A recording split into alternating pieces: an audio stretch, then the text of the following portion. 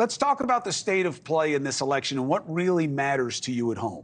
Tennessee Republican Congressman Tim Burchett joins us. It's very good to see you, Congressman. Thank you for taking the opportunity.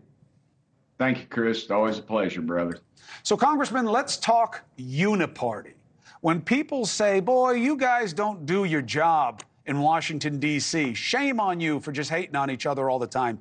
You say there is a massive elephant in the room, no disrespect to the Republicans, animal namesake there.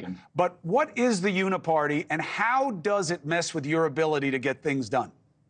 Well, it's Democrats that will vote like Republicans and Republicans that will vote like Democrats. And it really just maintains the status quo. That's what we do when we pass these CRs, continued resolutions, because both sides gripe about what we're doing in Washington, yet we pass a continued resolution that continues to fund bad policies. And we've been doing that for 20 years. I mean, I completely believe we have parts of departments that we're funding that are no longer in business, but the money goes to those departments. So, the Pentagon, they've lost over a half trillion dollars in assets. And how did we punish them?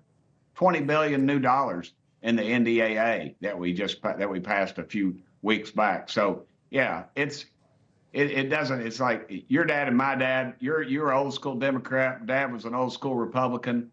They'd fight it out. They'd still be friends at the end of the day, but they wouldn't concede in their core values. These folks have no values. It's just keeping them in power. That's what their values are about.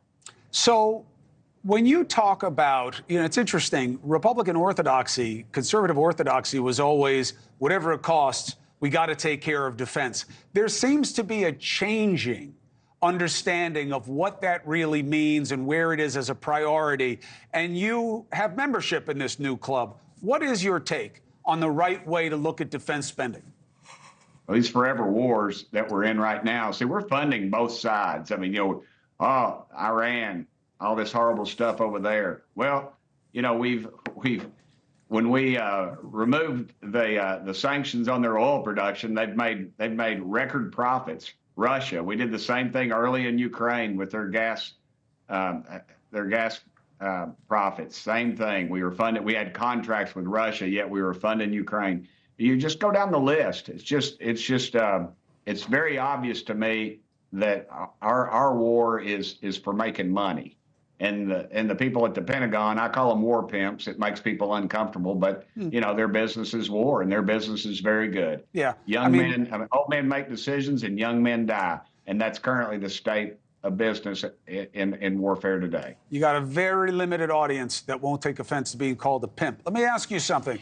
Do you believe that Nikki Haley has worn out her welcome in this process?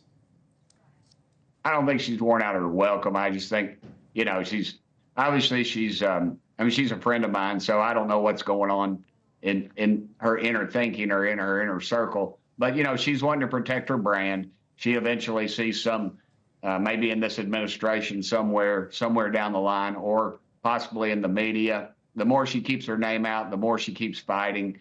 Her name recognition still goes up, regardless if it's bad. And people are very forgiving in this. These guys. Well, look at Biden and his vice president. I mean, they were cussing each other. She was calling him everything but a dog. I was the woman on the bus. I was the woman on that corner. It was one of the most effective broadside attacks, almost calling him a racist, really. And she wanted to get me. So, to your own point, does that mean Nikki Haley has a chance? And do you think Trump should consider her as a VP to kind of close any gaps that she may fill in the party, although I think the people voting for her are largely independent Democrats that he wasn't going to get anyway, or they're just people who don't like him who would have voted for anyone but him. But do you think she should be looked at as VP? Well, it's like the line in Dumb and Dumber. He says you got one chance, 1 in a million. He says, you think I got a chance? I just don't think she has a chance. I think Trump's got some ideas who he wants to pick. I think he knows who he's going to pick already, regardless of what everybody says. And you'll have members of my party floating their own names out, and like, talking to Trump or leaking it out to the media. But Trump's a little smarter than that. And one thing I think he will do this time, before the Uni Party kind of got in there with him, and I think 86'd a lot of his good ideas. I think he's going to go through some of these alphabet agencies like Grant through Richmond, brother. I think he's going to cut them to the quick if he gets the opportunity, because I think enough people have gotten his ear this time and told him who did him in, because it's just so big. You know, it's not a swamp. It's not an ecosystem created by God. This is an open sewer created by man. Thanks for watching. Go to joinnn.com to find NewsNation on your television provider. And don't forget to click the red subscribe button below to get more of NewsNation's fact-driven, unbiased coverage.